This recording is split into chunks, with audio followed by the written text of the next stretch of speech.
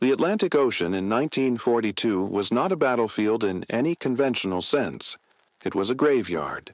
Every day, merchant ships loaded with food, fuel, ammunition, and the raw materials of survival slipped beneath the cold gray waves, torpedoed by German U-boats that prowled the shipping lanes like wolves in a forest of steel and desperation. The statistics were not just grim. They were apocalyptic. In November 1942 alone, the Allies lost 119 ships totaling over 700,000 tons of desperately needed cargo. Britain was starving. The Soviet Union was bleeding. And America, the so-called arsenal of democracy, could not get its weapons across an ocean that had become a killing field. The problem was simple and utterly insoluble. German submarines operated with near impunity in the mid-Atlantic Gap, that deadly stretch of ocean beyond the range of land-based aircraft where ships sailed alone and unprotected, where the only sound before death was the hiss of a torpedo cutting through the water. Aircraft carriers could have solved this problem. They could have provided air cover over those lethal waters, hunted the U-boats, and turned the tide of the Battle of the Atlantic. But there were not enough carriers. Building a fleet carrier took years, required resources that did not exist, and demanded industrial capacity that was already stretched to the breaking point, building fighters, bombers, tanks, and all the other machinery of total war. Britain needed aircraft carriers, and it needed them immediately, but it did not have the steel, it did not have the shipyards, and it most certainly did not have the time. So when an eccentric scientist named Jeffrey Pike walked into a military planning office in 1942 with a proposal to build an aircraft carrier out of ice, the sane response would have been to escort him gently to the door and suggest he seek psychiatric help. Instead, Winston Churchill, Lord Louis Mountbatten, and some of the most brilliant military minds of the war looked at this lunatic idea and said yes. Not because they had lost their minds, though one could be forgiven for thinking so, but because in the mathematics of desperation, when conventional solutions have failed and men are dying by the thousands, the only ideas worth considering are the ones that sound completely insane. Jeffrey Pike was not a conventional thinker. That would be putting it mildly. He was a journalist, turned inventor, turned strategic theorist who had escaped from a German prisoner of war camp during the First World War, spent time in a mental institution, made and lost a fortune in commodity speculation, and somehow ended up advising Lord Mountbatten on irregular warfare and unconventional solutions to impossible problems. Pike had the kind of mind that did not see obstacles, only interesting engineering challenges. He did not think inside the box or outside the box. He denied the existence of boxes altogether. When confronted with the U-boat crisis and the desperate need for aircraft carriers in the mid-Atlantic, Pike did what Pike always did. He ignored every assumption, discarded every conventional approach, and asked himself a single question. What if we built an aircraft carrier out of the one material that was abundant, cheap, readily available in the North Atlantic, and which German torpedoes would have extreme difficulty sinking? What if we built it out of ice? Not regular ice, mind you. Regular ice was brittle and fractured easily and would indeed make a terrible material for any kind of ship, let alone one designed to withstand torpedo attacks and carry aircraft across submarine-infested waters. But Pike was not proposing regular ice. He was proposing something entirely different, something that did not yet exist but which he believed could be created. He was proposing a composite material, a mixture of ice and wood pulp that, when frozen, created a substance harder than concrete, more resistant to cracking than steel, and which had the miraculous property of being nearly unsinkable because even if you blew chunks out of it, ice floats. He called his invention Pikecrete, with characteristically immodest self-reference, and he was convinced it could win the war. The properties of Pikecrete were genuinely remarkable, almost unbelievable if you had not seen them demonstrated. When you mixed approximately 14% wood pulp, sawdust, or even shredded newspaper into water and froze the mixture, you created something that bore only a superficial resemblance to ordinary ice. Regular ice at 0 degrees Celsius had a crushing strength of about 6 megapascals. Pikecrete, frozen to the same temperature, had a crushing strength of 70 megapascals. It was more than 10 times stronger, A block of regular ice shattered when you hit it with a hammer. A block of pykrete absorbed the blow and barely chipped. Regular ice melted relatively quickly when exposed to warmer temperatures. Pykrete, due to the insulating properties of the wood pulp distributed throughout its structure, melted at a fraction of the rate. A rifle bullet fired at a block of regular ice would shatter it spectacularly. A rifle bullet fired at a block of pykrete would embed itself in the material and stop, leaving the block largely intact. The wood pulp acted as reinforcement, the same way steel rebar reinforces concrete, preventing cracks from propagating through the structure and giving the material a toughness that pure ice could never achieve. More importantly, for the purposes of building a ship, pykrete could be molded into any shape while still in its liquid or semi-liquid state, and once frozen, it became a structural material that could theoretically support enormous weight. It was cheap. It was available. And in the frozen waters of the North Atlantic, where the ambient temperature would help maintain its frozen state, it seemed like the perfect solution to an impossible problem.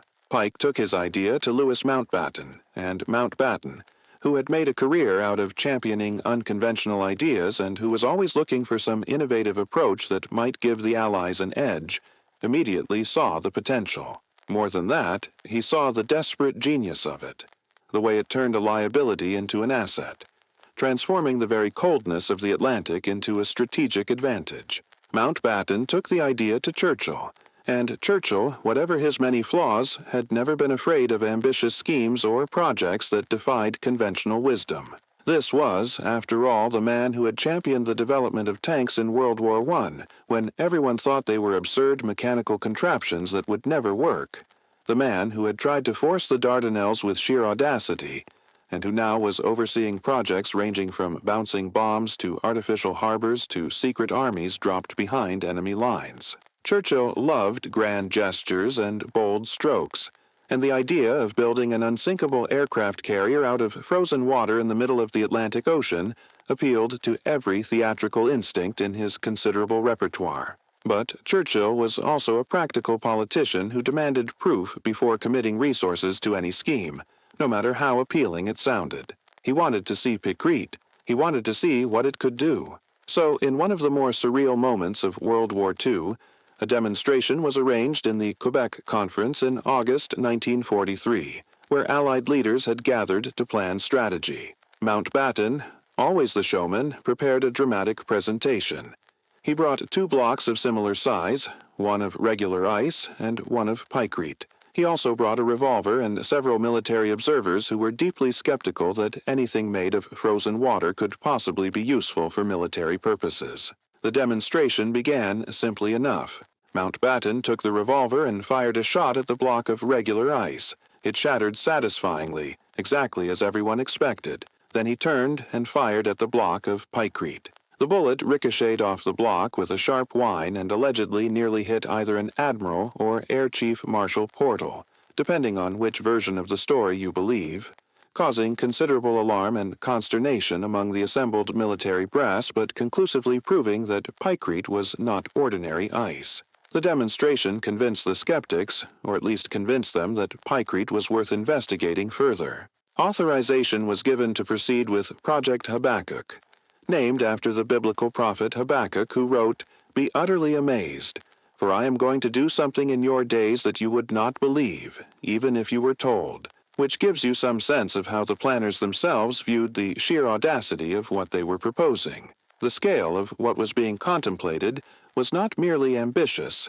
It was beyond anything that had ever been attempted in naval architecture or construction engineering. The proposed ship, if you could even call it a ship, would be 2,000 feet long and 300 feet wide, with a displacement of approximately 2 million tons. To put that in perspective, the largest aircraft carrier then in existence, the USS Essex, was 888 feet long and displaced about 27,000 tons. Habakkuk would be more than twice as long and would weigh 70 times as much. It would not be a ship in any conventional sense. It would be a floating island, a mobile air base that would sit low in the water, its massive pykrete hull extending dozens of feet below the surface and rising in a gently sloped shape that would make it nearly impossible to torpedo effectively because the angle of the hull would cause torpedoes to strike at an oblique angle and likely detonate without penetrating deeply enough to cause catastrophic damage. The deck would be large enough to accommodate multiple squadrons of aircraft, with enough space for runways, hangars, workshops, fuel storage, ammunition magazines, and accommodation for a crew of several thousand men. The sides of the hull would be 40 feet thick, a wall of frozen pykrete that would absorb torpedo explosions and shell hits with minimal damage because you cannot sink something that is already mostly frozen water and which floats by its very nature. The plan called for the ship to be built in situ in a cold climate location, either in the Canadian Arctic or in some protected northern inlet where the pykrete could be manufactured and the structure assembled in stages without the need for a traditional shipyard. Once completed, the Habakkuk would be towed or would navigate under its own power to station in the mid-Atlantic Gap, where it would remain on station for months or even years, providing continuous air cover for convoys, hunting submarines, and fundamentally changing the strategic calculus of the Battle of the Atlantic. Because it was made of pykrete, it would be essentially unsinkable. Torpedo it, and you would blow a chunk out of the hull, but the surrounding pykrete would remain intact and the whole would actually improve the ship's stability by reducing its weight without compromising its buoyancy. Shell it with naval guns, and you would chip away at the surface but cause no structural damage because there was no structure to damage in the conventional sense, just millions of tons of frozen composite material that absorbed kinetic energy and remained fundamentally intact. Set it on fire, and the fire would melt some of the surface pykrete, but the meltwater would run off or refreeze, and the bulk of the ship would remain operational. It was the kind of idea that seemed to solve every problem simultaneously through sheer unconventional thinking, the kind of idea that made perfect sense on paper and in theoretical discussions, and which prompted normally cautious military planners to nod enthusiastically and authorize further development. And, like so many ideas that seem brilliant in theory, it collapsed the moment it encountered the unforgiving mathematics of reality. The first small-scale tests were remarkably successful, which only encouraged the dreamers and the planners. A prototype was built on Patricia Lake in the Canadian Rockies in Alberta, a scaled-down version of the proposed ship that measured 60 feet long, 30 feet wide, and weighed about 1,000 tons. It took an entire winter to build, required a complex refrigeration system to keep the pykrete frozen even in the relatively mild climate of Alberta, and consumed enormous amounts of electricity to run the cooling equipment, but it floated. It worked. The pykrete hull remained solid throughout the test period. The refrigeration system, though temperamental and expensive, managed to maintain the required temperature. The prototype did not sink, did not crack, and did not collapse under its own weight. On paper, this was success. In reality, it was the beginning of understanding just how impossible the full-scale project would be.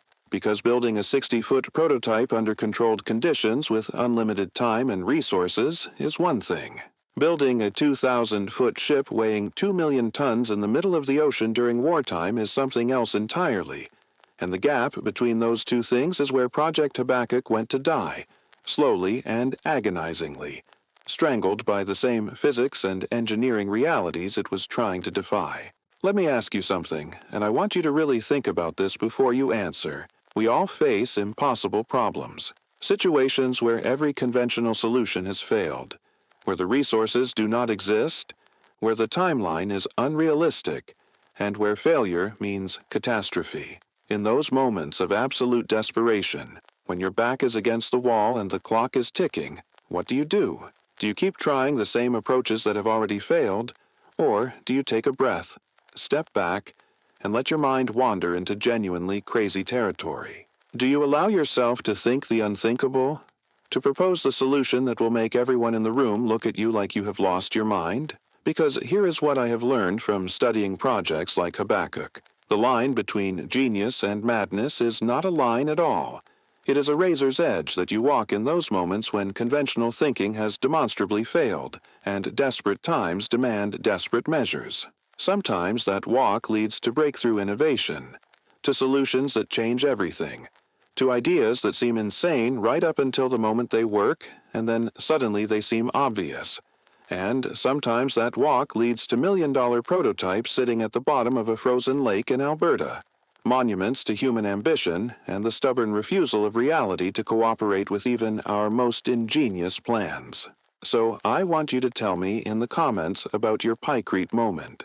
That time when you or your team were facing a problem that seemed utterly impossible, when you had exhausted every reasonable option, and someone proposed a solution so absurd, so unconventional, so seemingly insane that everyone in the room either laughed or stared in shocked silence. Did you build it? Did it work? When does genius cross the line into pure madness? Tell us your story, because every engineering disaster, every failed project, every ambitious scheme that collapsed under its own contradictions started with someone who looked at an impossible problem and refused to accept that it could not be solved. And we need to understand where that boundary is, that edge between visionary thinking and delusional obsession, because it is in understanding our failures that we learn not to repeat them, even as we honor the courage it takes to propose something truly radical when everything else has failed. The cooling requirements killed Project Habakkuk long before any other technical challenge had the chance. This is where theory collided with thermodynamics, and thermodynamics won decisively. The prototype on Patricia Lake required a refrigeration plant consuming vast amounts of electrical power to maintain the Pykrete at a stable frozen temperature, and the prototype was a tiny fraction of the size of the proposed full-scale ship. When engineers began calculating the cooling requirements for a 2-million-ton Pykrete vessel, the numbers became absurd.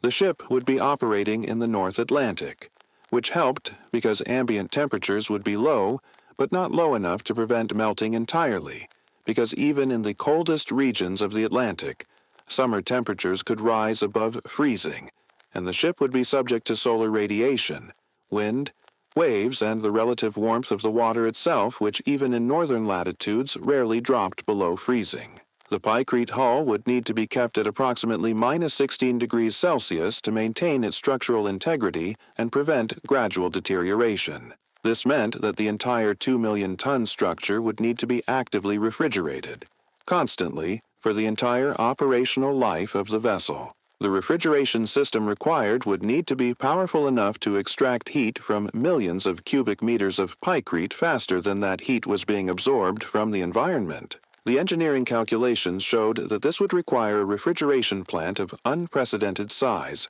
consuming enough electricity to power a small city, which meant the ship would need massive diesel generators or some other power source running continuously, which meant enormous fuel consumption, which meant huge fuel storage requirements, which meant additional weight and volume, which meant more Pykrete to support that weight, which meant more cooling requirements. But even assuming you could build a refrigeration system powerful enough to keep 2 million tons of Pykrete frozen, you then had to figure out how to distribute that cooling throughout the structure.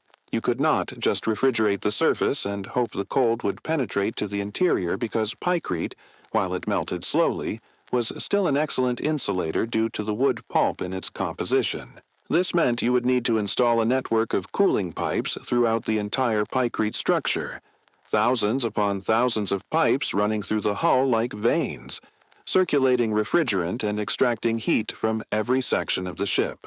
Installing these pipes meant they had to be embedded in the Pykrete during construction, which complicated an already complex manufacturing process and created potential weak points where the metal pipes met the frozen composite material. Worse, the pipes themselves would conduct heat into the structure and would need to be insulated, and any failure in any section of this vast network would result in local melting that could compromise structural integrity. The maintenance requirements would be nightmarish. How do you repair a broken cooling pipe buried inside 40 feet of frozen Pykrete? You would need to melt your way to the broken section, fix the pipe, then refreeze the material, all while maintaining the structural integrity of the surrounding hull and keeping the rest of the ship's cooling system operational. And this was not a theoretical concern. Pipes break. Equipment fails. In the harsh conditions of the North Atlantic, with storms and waves and salt water and the constant stress of operations,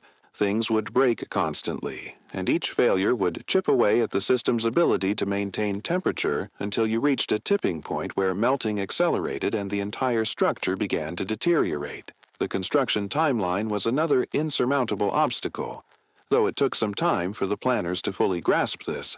Building the prototype had taken months under ideal conditions with a relatively small team working on a tiny scale model. Scaling this up to the full-size Habakkuk would require manufacturing approximately 1.7 million cubic meters of pykrete, which is a number so large it becomes meaningless until you try to visualize what it represents. To create pykrete, you needed to mix water and wood pulp in the correct ratio, freeze the mixture, and shape it into the required form. The wood pulp alone would require processing tens of thousands of tons of timber, shredding it into appropriate consistency, and transporting it to the construction site. The water would need to be fresh water because saltwater ice had different properties and complications, which meant you would need to establish fresh water sources in whatever remote northern location you chose for construction. The freezing process could not be rushed because if you froze pykrete too quickly, you got uneven crystallization and weak points in the structure, but if you froze it too slowly, you wasted time that you did not have. The optimal construction approach would involve building the hull in sections, manufacturing giant blocks of pykrete and assembling them like enormous ice bricks, but joining pykrete blocks together to create a watertight hull that could withstand the structural stresses of a 2-million-ton ship floating in rough seas was an unsolved engineering problem. You could not weld pykrete the way you welded steel. You could not rivet it or bolt it together. The best approach seemed to be to spray water mixed with wood pulp over the joints and let it freeze, essentially gluing the blocks together with more pykrete, but this created seams that might be structural weak points and would definitely be locations where cooling efficiency was reduced. Manufacturing pykrete at the required scale would demand industrial capacity that simply did not exist and could not be created quickly. You would need factories to process the wood pulp, facilities to store and mix the materials, vast refrigeration equipment to freeze the blocks, cranes and transportation equipment to move multi-ton blocks of frozen material into position, and an army of workers willing to labor in sub-zero temperatures for months or years to complete the construction. And all of this would need to happen in a remote location, probably in northern Canada or a similar Arctic region, which meant you would need to build not just the ship, but an entire support infrastructure including housing for workers, roads or rail lines to bring in supplies, power generation facilities to run all the equipment, and port facilities to receive the materials and eventually launch the completed ship. You would essentially be building a temporary city in the wilderness dedicated solely to constructing one experimental vessel, and the cost of this infrastructure alone would be staggering. Moreover, you would be doing all this during wartime, when resources were scarce, when industrial capacity was already stretched thin, and when every ton of steel, every gallon of fuel, and every man-hour of labor had alternative uses that were certain to contribute to the war effort rather than being gambled on an unproven concept. The projected cost estimates kept climbing as engineers worked through the technical details and began to understand the true scope of what was being proposed. Initial estimates suggested the project might cost somewhere in the range of conventional carrier construction, which was already expensive but potentially justifiable given the strategic value. As the calculations became more sophisticated and the engineering challenges became clearer, those estimates doubled, then tripled, then grew to levels that made even the most enthusiastic supporters pause. The final cost projections, assuming the project could be completed at all, reached figures that would exceed the cost of multiple fleet carriers built through conventional methods, and this did not account for the enormous operational costs of keeping the ship's refrigeration system running throughout its service life, or the certainty that numerous unforeseen problems would arise during construction and require expensive solutions. At some point, the mathematics became undeniable. Even if Project Habakkuk could be built, even if all the technical challenges could be solved, it would consume resources that could alternatively build several conventional carriers, dozens of escort carriers, hundreds of submarine hunting aircraft, or thousands of other weapons systems that were proven, reliable and desperately needed immediately rather than years in the future when the Habakkuk might be completed. Strategic calculations were shifting as well, in ways that made the entire premise of Project Habakkuk increasingly questionable. The crisis in the mid-Atlantic gap that had inspired the project in the first place was being addressed through other means. Escort carriers, small aircraft carriers converted from merchant ship hulls or built quickly and cheaply for the specific purpose of providing air cover to convoys, were entering service in increasing numbers and proving highly effective at hunting submarines. Long-range patrol aircraft, including American B-24 Liberators modified for maritime patrol, were being deployed in greater numbers and closing the air gap through sheer range and endurance even without carriers present. Code-breaking advances, particularly the success at Bletchley Park in penetrating German naval codes, were allowing Allied forces to route convoys around known submarine concentrations and to direct hunting groups to areas where U-boats were operating. New tactics, improved training, better weapons including ahead-throwing depth charges and acoustic homing torpedoes, and the sheer numerical superiority that America's industrial mobilization was bringing to bear were turning the Battle of the Atlantic in the Allies' favor. By mid-1943, U-boat losses were climbing sharply while Allied shipping losses were declining. The crisis that had seemed apocalyptic in 1942 was being managed.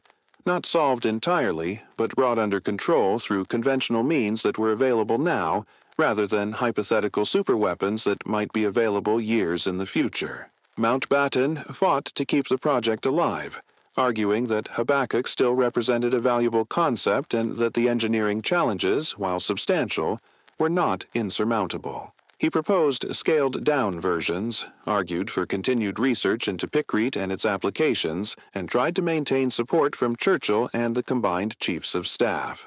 But momentum was shifting away from ambitious experimental projects and toward proven weapons that could be produced in quantity and deployed immediately. The Allied leadership was learning, sometimes painfully, that wars were won not by genius inventions and dramatic gestures, but by logistics, by industrial production, by getting adequate equipment to the front in sufficient quantities to overwhelm the enemy through sheer material superiority. Project Habakkuk did not fit this emerging paradigm. It was too experimental, too expensive, too uncertain, and too slow to develop for a war effort that increasingly needed certainty over innovation. In December 1943, after months of study and debate, Project Habakkuk was officially canceled. The prototype on Patricia Lake was abandoned. The refrigeration equipment was removed.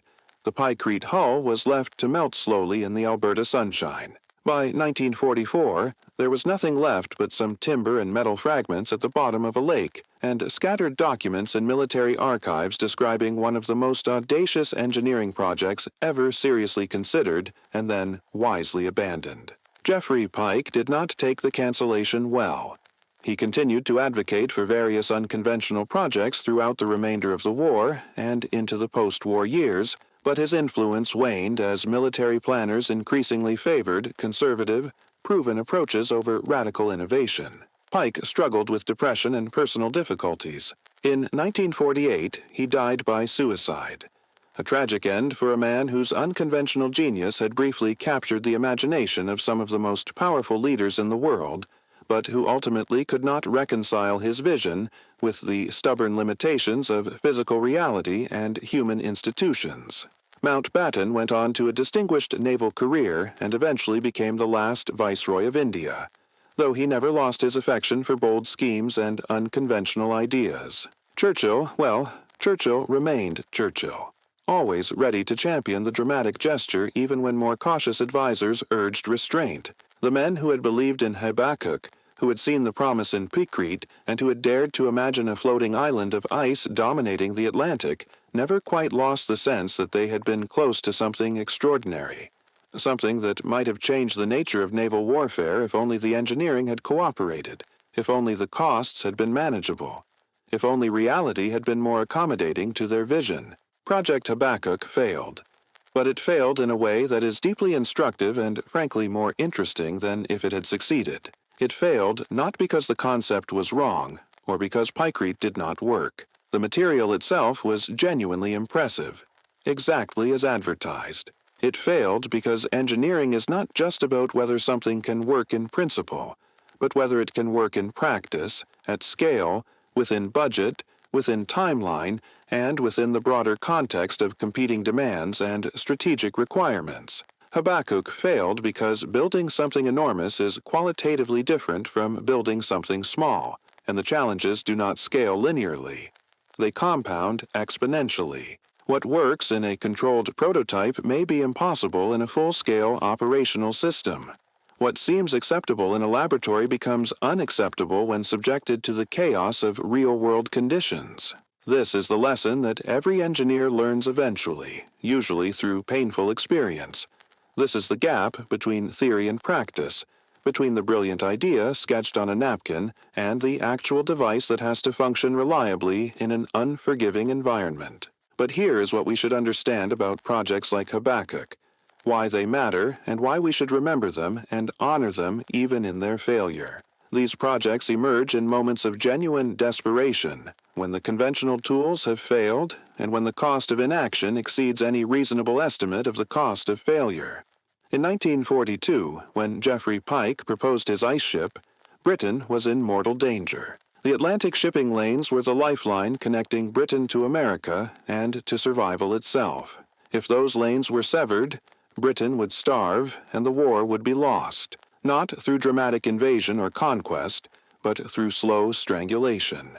In that context, any idea that offered hope of breaking the U-boat blockade deserved consideration no matter how absurd it seemed. The fact that serious, intelligent, competent military and political leaders looked at Habakkuk and said, "Yes, let us try this," tells us something profound about the nature of existential crisis and the mindset required to confront it. When failure means death, you try everything.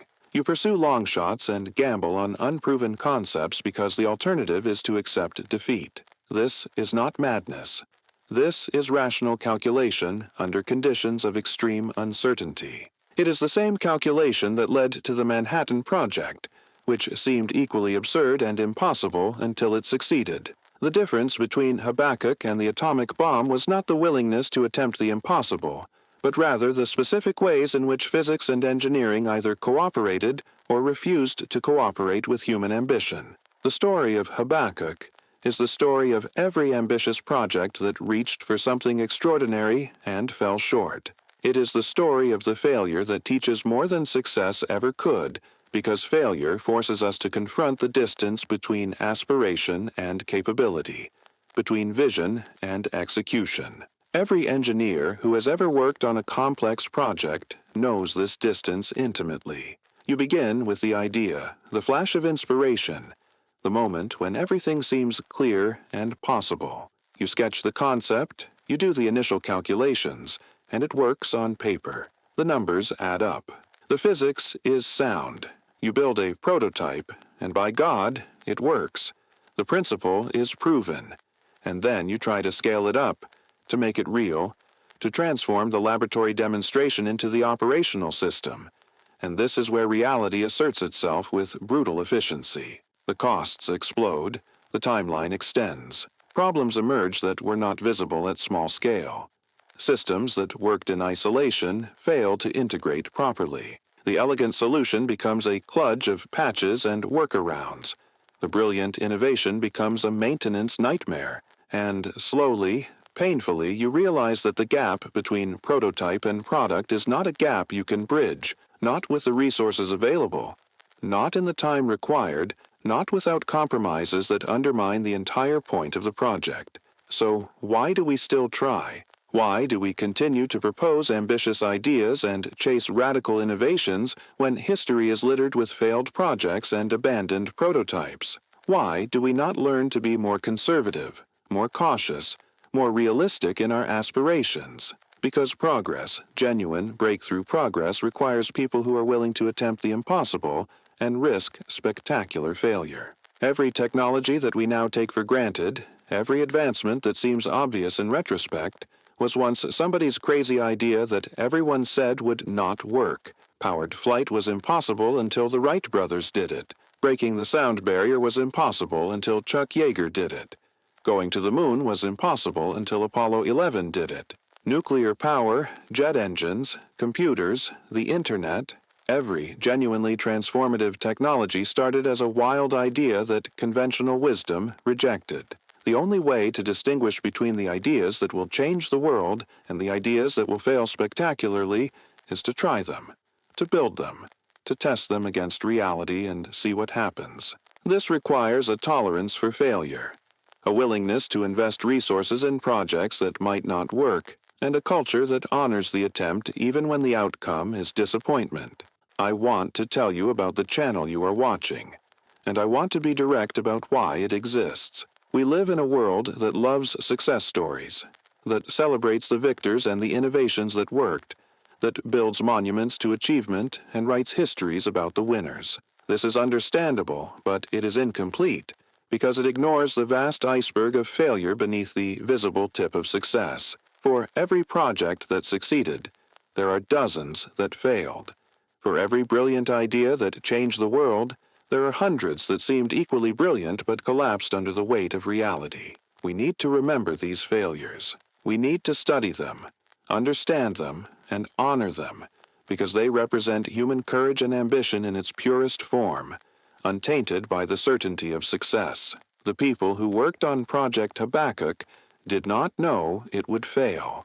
They believed, genuinely believed, that they were building something that might win the war, that might save thousands of lives, that might prove that human ingenuity could overcome any obstacle if only you thought creatively enough. They were wrong about the specifics, but they were right about the principle, that desperation demands innovation and that impossible problems require impossible solutions, even if most of those solutions turn out to be dead ends. This channel exists to rescue these stories from obscurity, to find the projects that history has largely forgotten because they failed to deliver, and to examine them with the respect they deserve.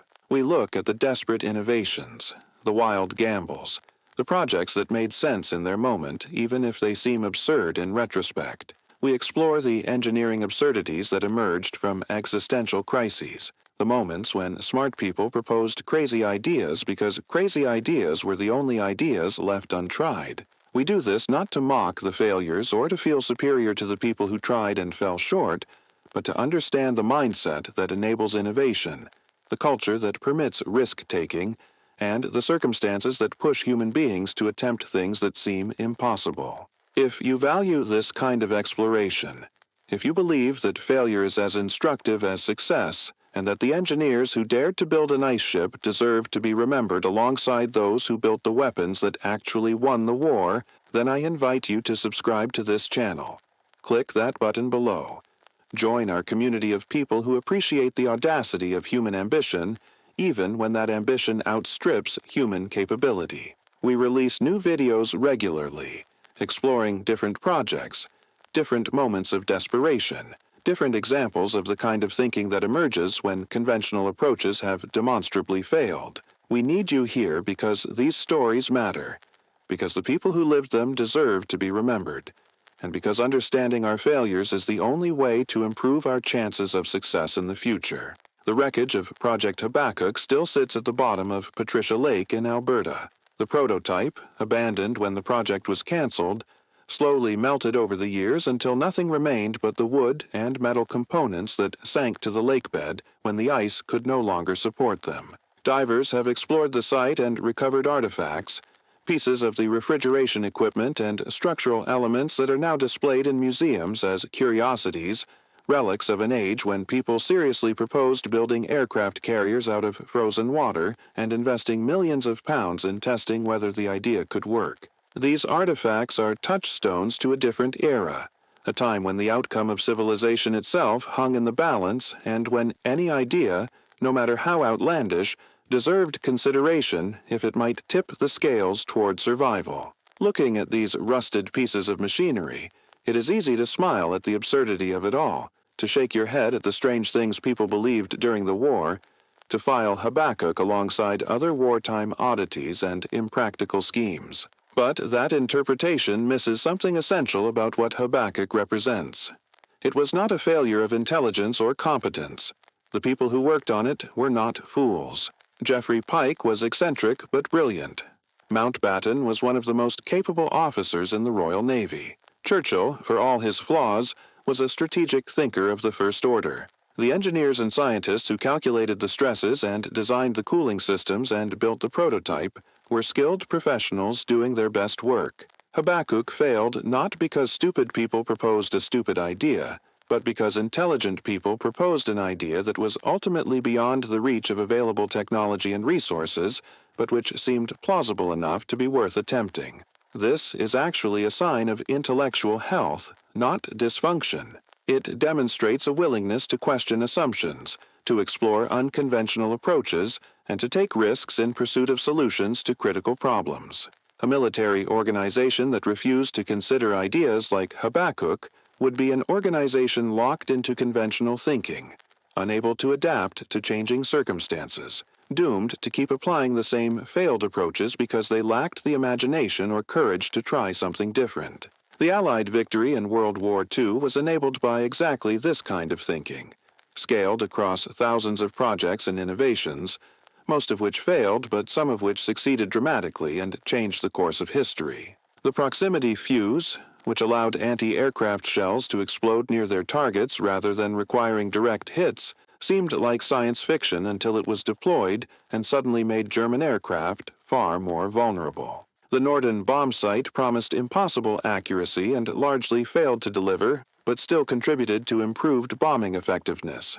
Radar, sonar, shaped charge warheads, jet engines, ballistic missiles, nuclear weapons, all of these emerged from the same willingness to invest in radical ideas and to keep pushing the boundaries of what was possible. Many comparable projects failed completely and consumed vast resources without delivering any operational capability. But you could not know in advance which projects would succeed and which would fail. You had to try them, to invest in them, to give them a chance to prove themselves. This is the paradox of innovation. It requires waste. It requires accepting that most attempts will fail in order to create the conditions where the critical successes can emerge. There is a broader lesson here about how we approach complex problems and uncertain outcomes. Modern management philosophy often emphasizes planning, risk reduction, predictable processes, and incremental improvement. These are valuable tools for optimizing existing systems and reducing variance in well-understood processes. But they are fundamentally conservative approaches that work best when you know what success looks like and when the path to success is clear, even if difficult. These approaches fail catastrophically when confronted with genuinely novel problems where the solution is not yet known and where conventional approaches have already failed. In those circumstances, what you need is not better planning, but permission to experiment radically, to try approaches that seem absurd, to learn through failure rather than attempting to plan your way to success. Project Habakkuk was this kind of experiment, undertaken at a scale and cost that would be unthinkable in peacetime, but which seemed reasonable when measured against the stakes involved. The willingness to try something like Habakkuk, to invest real resources in testing whether frozen water could become a strategic weapon, is what separates organizations that can adapt and innovate from organizations that are trapped by their own orthodoxies. Think about your own work, your own challenges, your own impossible problems. How often do you reject ideas because they seem too unconventional, too risky, too difficult to explain to the people who control resources and make decisions?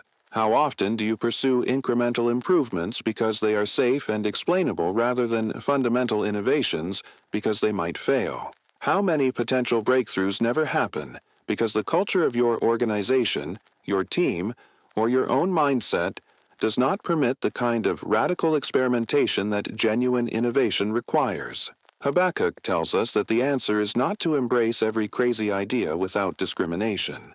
Most crazy ideas are just crazy, not visionary. But it also tells us that the process of distinguishing visionary from crazy requires actually trying things, building prototypes, testing concepts, and being willing to invest resources in projects that have a high probability of failure because the payoff from the occasional success is large enough to justify the wasted effort on the failures.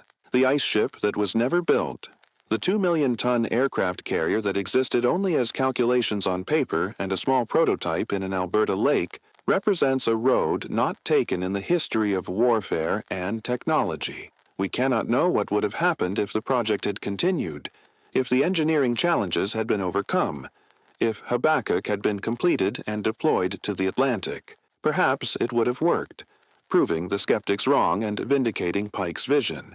Perhaps it would have been a disaster, a frozen monument to hubris that became a target for German submarines and aircraft. Perhaps it would have been somewhere in between, workable but not worth the enormous cost, a technical success that was a strategic failure. We will never know because the decision was made to stop, to cut losses, to redirect resources to projects with more certain outcomes. This was probably the right decision based on the information available and the context of the time, but it meant that one possible future, one version of events where ice ships patrolled the Atlantic and where the nature of naval warfare was fundamentally different, was foreclosed forever. This is the nature of technological development and human progress. It is a vast, branching tree of possibilities where most branches lead nowhere, where paths are tried and abandoned, where enormous effort is invested in directions that turn out to be evolutionary dead ends. We remember the paths that were fruitful, the branches that led to technologies we still use and understand. We forget the abandoned paths, the failed experiments, the projects that consumed resources and passion and came to nothing. But those failed paths were necessary. They were the experiments that established the boundaries of what was possible, that taught engineers what did not work and why, that trained a generation of scientists and technicians in new skills and approaches, even if the specific project they were working on ultimately failed.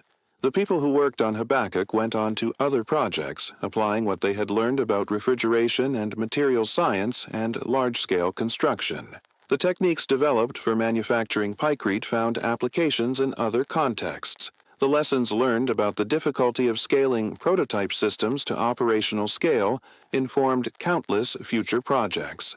Failure is only waste if you learn nothing from it. If you extract lessons, build capability, and apply insights to future challenges, then even spectacular failure serves a purpose in the larger arc of human progress. Jeffrey Pike's ice ship joins a long list of weapons and technologies that were proposed during World War II with great enthusiasm, and then quietly abandoned when reality proved less cooperative than hope suggested. The bat bomb, which would have used bats carrying tiny incendiary devices to start fires in Japanese cities. The Tall Boy and Grand Slam earthquake bombs, which were actually built and used, but which represented the outer limits of what was practical in terms of conventional bomb size. The bouncing bomb, which actually worked but required such specific conditions that it could only be used for a few specialized missions. The Pigeon guided missile, which relied on pigeons pecking at a screen to steer the weapon toward its target. The Acoustic Kitty, a proposed system to implant listening devices in cats and use them as mobile surveillance platforms. Some of these ideas worked to some degree. Many did not. All of them shared the common feature of being proposed during a period of existential crisis when normal constraints on thinking were suspended, and when anything that might provide an advantage deserved at least preliminary investigation. The modern military, like most modern organizations, is more risk-averse and more focused on incremental improvement of proven systems than on radical innovation.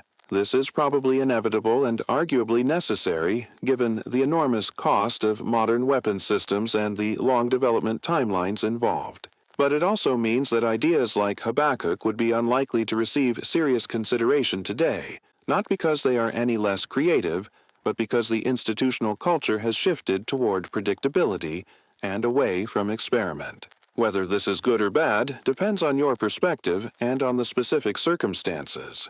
In peacetime, when the stakes are lower and when resources are constrained, it probably makes sense to be conservative and to invest in proven concepts rather than gamble on radical ideas. But in times of genuine crisis, when the cost of failure is catastrophic, and when conventional approaches are inadequate, the willingness to take risks and to pursue unconventional ideas may be the difference between survival and defeat. The people who planned Habakkuk understood this implicitly. They knew they were proposing something absurd, But they also knew that absurd times demanded absurd solutions, and that the only unforgivable failure would be to do nothing when action might make a difference. So we remember Project Habakkuk not as a failure of vision, but as a testament to the kind of thinking that emerges when everything is at stake and when conventional wisdom has proven inadequate. We remember Jeffrey Pike not as a fool who proposed building ships out of ice, but as a man who saw a problem that was killing thousands of people and who refused to accept that the problem was unsolvable.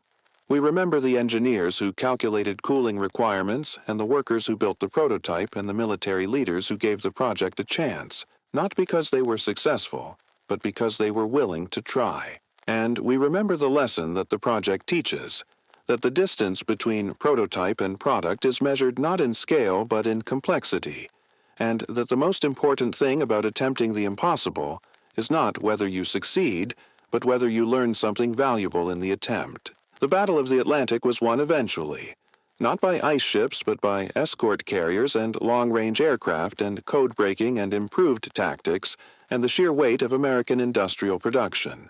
The crisis that had seemed insurmountable in 1942 was brought under control by 1943 and decisively won by 1944. The Allies prevailed using conventional means, proving that sometimes the boring, proven, incremental approach is actually the right answer, even when it seems less exciting than the radical alternative. But the victory was enabled by the willingness to consider every option, to pursue multiple approaches in parallel, and to maintain the kind of flexible, adaptive thinking that allowed Allied forces to respond to changing circumstances and to exploit German weaknesses as they emerged. Habakkuk was part of this larger pattern, one thread in a vast tapestry of innovation and adaptation, most of which has been forgotten, but all of which contributed to the final outcome. The story ends with a lake in Alberta slowly warming in the spring sunshine, with blocks of ice mixed with wood pulp gradually losing their structural integrity and collapsing into the water, with machinery and equipment being salvaged for other uses, and with classified documents being filed away in archives where they would remain largely forgotten for decades. The people who had worked on the project dispersed to other assignments. The sense of urgency that had driven the effort faded as the strategic situation improved, and the ice ship that might have changed naval warfare became a footnote in military history, a curious anecdote told to illustrate the strange things people considered during the war. But for those who were there, who had believed in the project and who had worked to make it reality, it remained something more.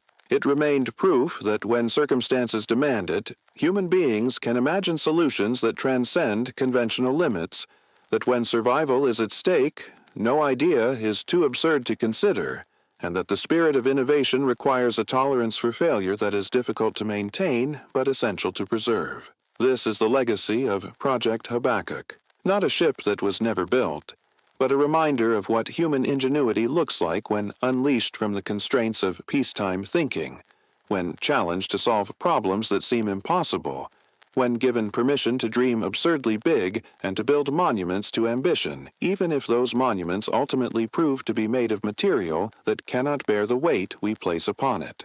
The ice melted. The dream did not.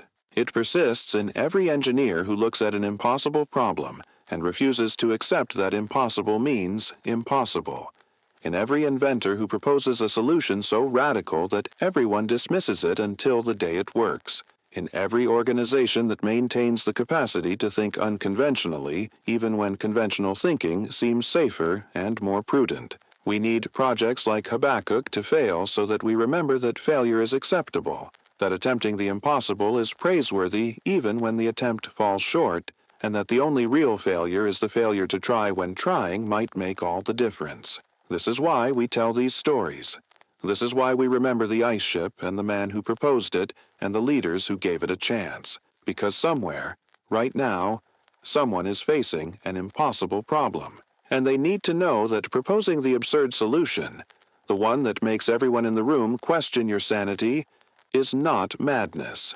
It is the beginning of how impossible problems sometimes, just sometimes, get solved. Even if this particular ice ship never sailed, even if Jeffrey Pike's vision remained forever trapped in the gap between theory and practice, the willingness to attempt it was noble, was necessary, and was worthy of our respect and our remembrance. And that is a lesson we can build on, even if we cannot build ships out of ice.